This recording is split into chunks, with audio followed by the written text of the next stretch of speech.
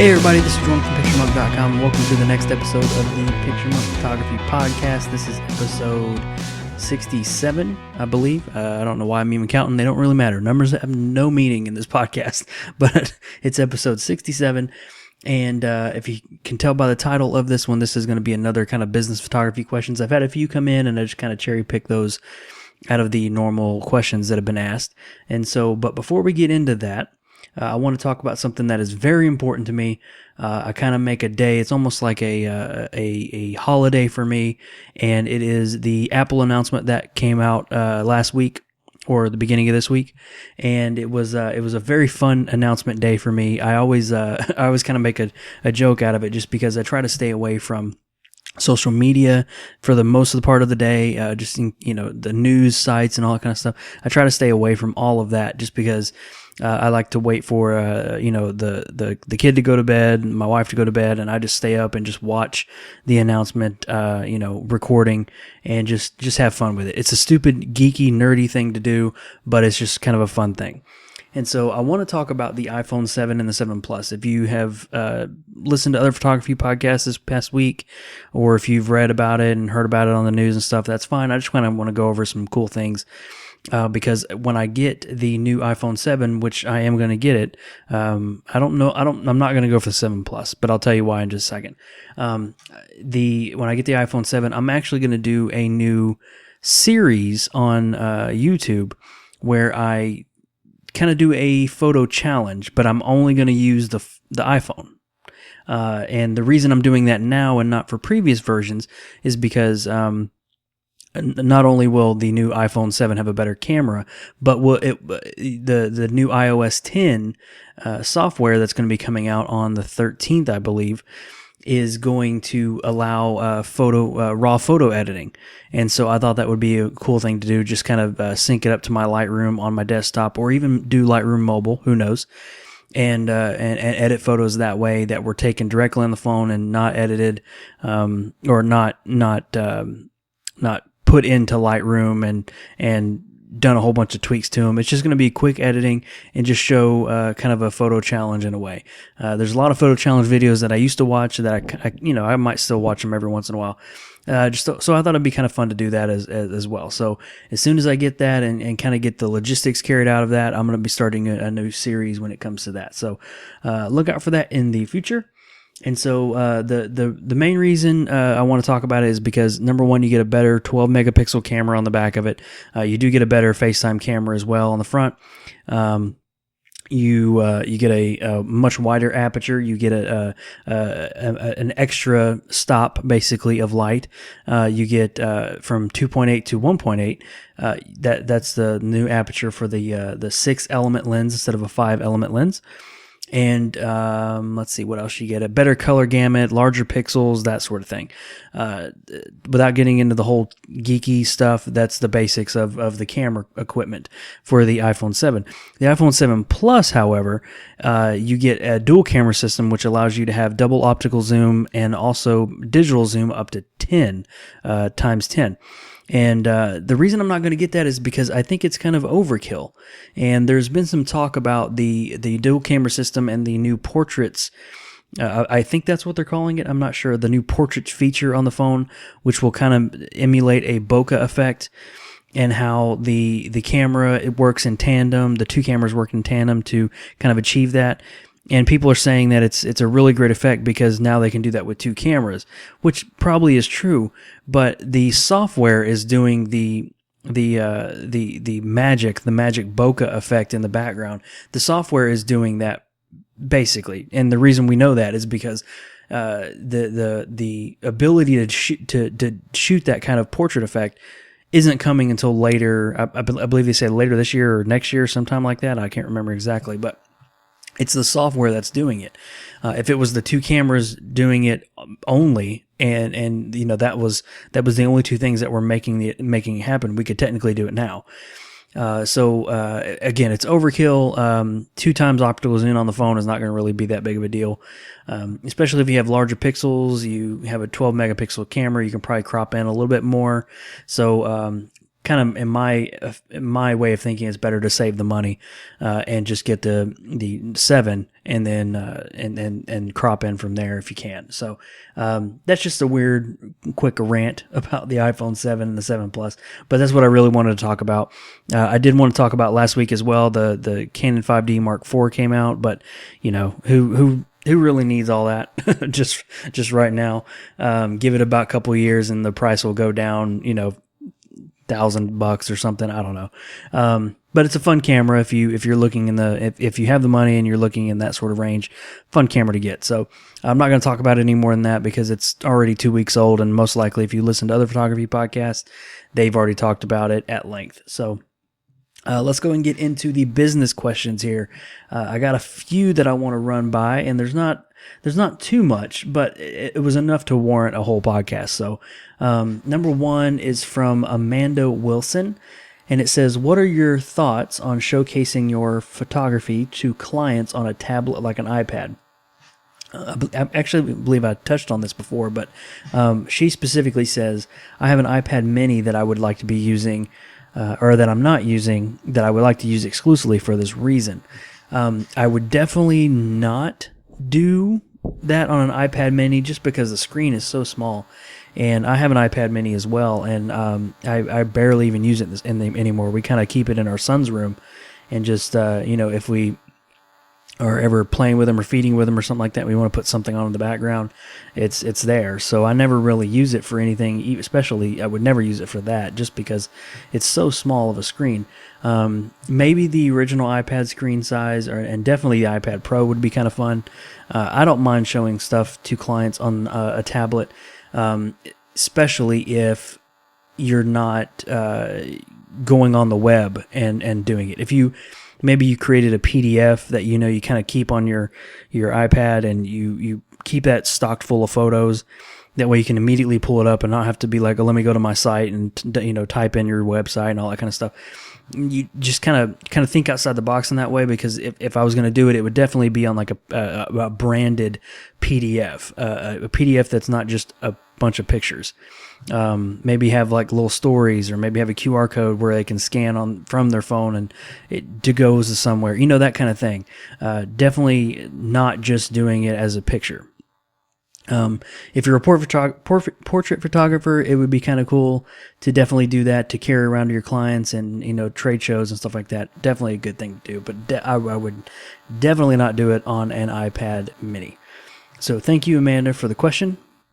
The next few questions we got are from one of the listeners and also one of the members of the PictureMonk Nation Facebook page, which you can join doing the picturemonk.com/nation, I believe, is the URL. That'll take you to Facebook, and you can join the page there and just kind of share some photos, share some stories, that kind of stuff. So this one is from Jeff Felitz. And Jeff writes, he has 3 questions here. How many photos should be in your portfolio? Is an Instagram page good to link to a portfolio, for a portfolio? And would you recommend a website service, preferably a free service, if you know of one? So let me get into the first question here. The first one is, how many photos should be in your portfolio? I believe that there is no set amount that should be in your portfolio.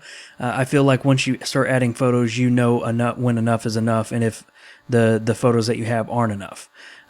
So there's rules out there where at least have 10 of your best images on your portfolio. Just have if you're doing portraits, only have the portraits. Don't do anything else. If you are a landscape photographer, don't have, separate your landscapes by color, and then black and white, and then by topic. So if you're doing like mountains and all this kind of stuff, I'm not a big fan of that. I like to, I don't mind organizing them, but I don't think that I should have a certain amount of each to post. It's kind of a thing where if you pop a photo up there and you believe it's one of your best photos, that should stand alone by itself. But try to tell a story with the photos, I guess, is what I'm trying to get at. If you have a photo of the same person, maybe like a portrait, like a wedding thing, tell the story of the wedding and make it not just about your individual photos, but the photo story, which would be great. And then, put as many as you can out there. And the only reason I say put as many as you can out there, and you don't even technically have to have them all on the front page or have them all in their separate gallery or anything like that. The more digital footprint you have out there, the more photos you have on your website that are meta tagged correctly, that are keyworded correctly, for the target that you want to go after, the more you have, the better. I've talked about this before on another podcast. I believe it was pretty long ago. But picture your website as a town, a city, a small city, and that is the hub, and the website is your hub for everything. And the more roads you have leading out to from your building, or the more roads people can come in to visit your website. So the more photos you have, Google will eventually fetch them and do that kind of fun stuff. The more photos you have, the more roads are keeping to build to come to your website. The more blog posts you have, the more Google Webmaster stuff you have going on, that kind of stuff. The more roads you have going in your website, the more people are going to feed into there.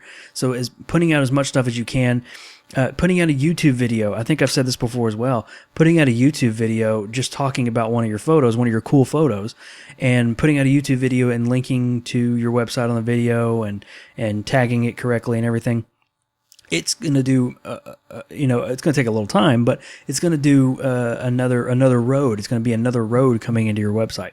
It won't be directly, just because people have to go on YouTube to search it and all that kind of stuff. But it's just another way for people to get there. And if you only have 10, you only got 10 roads. If you have hundreds of photos, and the more you pop up there, the better, that are keyworded correctly, then you got 100 roads. What's better, 100 roads or 10? So that's kind of what I'm getting at on that one. So I don't feel that there should be any set amount. Just put as much good stuff as you can. Now, don't put junk out there, but put as much good stuff as you can. Is a Instagram page a good link for a portfolio? I would steer away from that. If you have to, you have to, but I would steer away from that just because it would kind of, to me, it would cheapen. I wouldn't want to have all of my stuff on Instagram that I want to try to catch clients with. Maybe the new Instagram business pages, that's possible, but I would rather have everything on a central hub that I control, that I own, that I can design the way I want it to, that I can have the user have a better experience the way I want them to experience it, that sort of thing. And then the third question was, would you recommend a website service, preferably a free one? Well, I use Squarespace. It's not free, but I use Squarespace, and I really love it. It's a great service. The only free one that I can think of that has probably the more control that you could get for free, the most control that you can get for free, is Wix, and I've talked about this one before. Wix is just kind of one of those drag and drop, build your own website sort of things, and it's got templates built in there, and it's free if you don't mind having Wix branding on your site.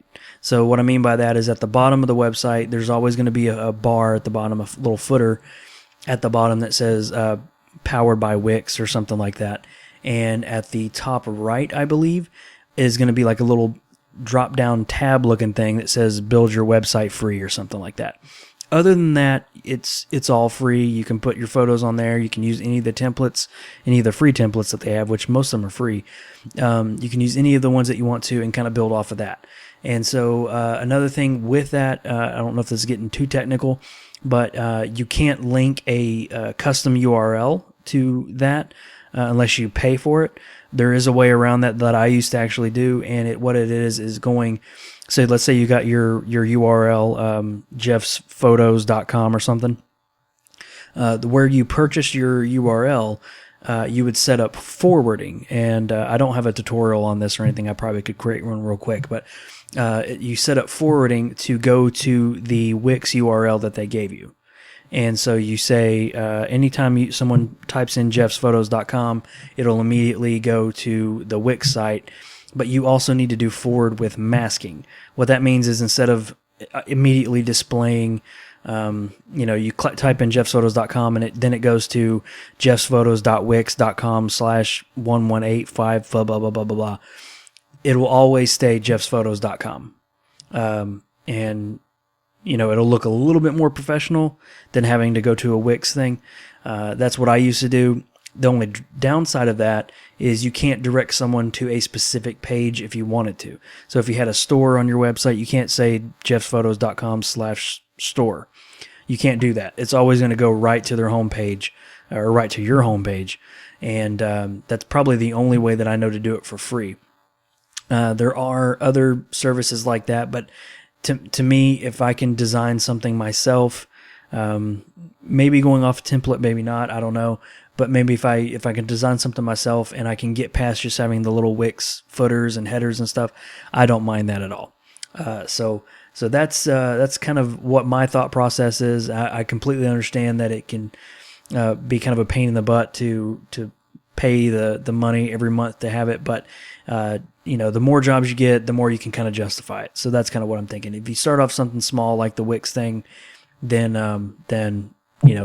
that's your entry point. Eventually you can bump up from there. All right. Thank you, Jeff, for the questions. And the next one is from Tom Harrison. It says, what printing service do you use for your photography? I use Adorama Pics. I love Adorama. Their metal prints are great. Their metal paper prints are great. And I don't do a whole lot of printing. As soon as we move out of this house, I'm going to do a whole lot more printing just to fill the new house up, which I'm really excited about.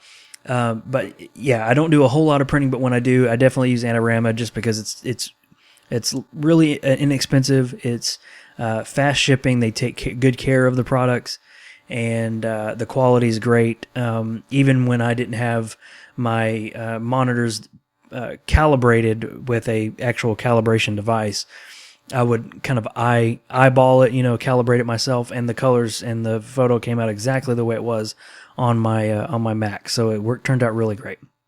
So I use Adorama for my photo printing. So the next and final question is from Ashley I don't know how to pronounce that name. Bekanter. Bekanter. I have no. Ashley B, this one's your question here. How do you accept payments from clients and what is pricing? Okay, so how do I accept payments from clients?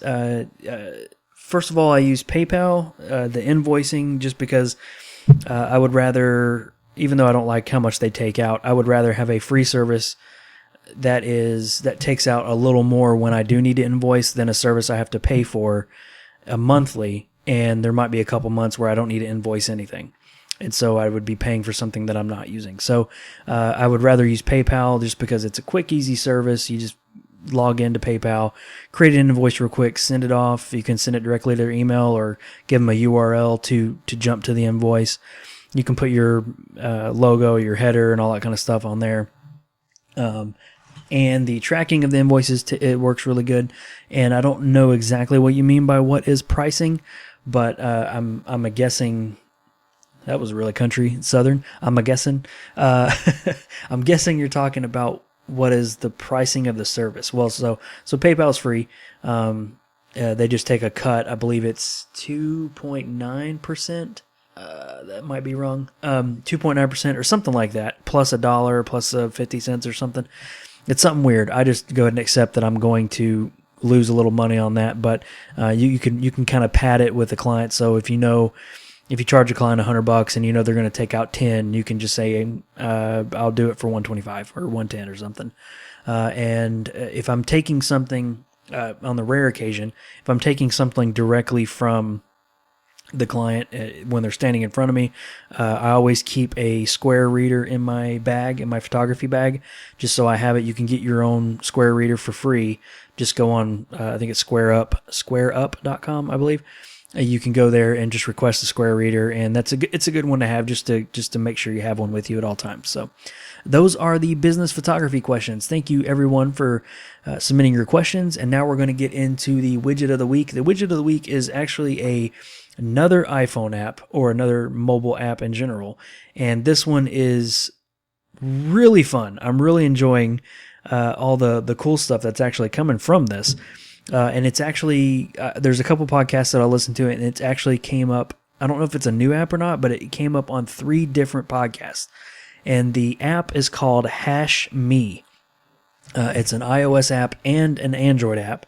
And what it does is, if you are big on applying hashtags to your photos, like in Instagram, in my case Instagram, or Facebook, or Twitter, and all that kind of fun stuff, what you do is you open the app and you type in a keyword that you want to kind of hint on. So I actually tested it this yesterday on Saturday night. I tested it and I typed in real estate because I was posting a real estate photo. And I typed in real estate, and what it does is it generates the most popular hashtags associated with that keyword. And then you can go in there and select each one of them that you want, copy and paste it, or copy them all and then paste them into the Instagram post. And it's an easy way to get hashtags in there, and they're all generated, and they're the top rated ones. So you know you're going to get a lot of hits on them. And so I usually when I post a real estate photo or something like that, that's kind of my most popular photos that I could post. It gets about 10, 12 likes, maybe 1 or 2 comments, if that. And the one that I posted it was like 77 likes and 4 comments or something like. It was crazy. My phone just kept blinging and blinging and blinging. I had to actually shut off the notifications just because I was getting so many hits off of that. So HashMe is just a really great app if you're trying to get more exposure on Instagram or any other social media network. It's going to generate really cool hashtags for you, so you can kind of get your photos in front of more eyes, basically. So thank you everyone for joining me in this episode of the Photography Podcast. I don't know if I'm going to have one next week, just because I'm going to be going out of town for 4 nights for a conference for my full-time job. So I don't know if I'm going to have one next week, but I should have one the following week. So thank you guys for joining me in this video. All the stuff that I talked about in this episode will be in the show notes. You can go to PictureMonk.com/PMP067. All that stuff will be there. And thank you, everybody, for the questions. Let me know if you're going to get an iPhone 7 or iPhone 7 Plus. Or if you don't even care about iPhones, let me know. That'd be great. And so this is Jordan from PictureMonk.com, and I'll see you later.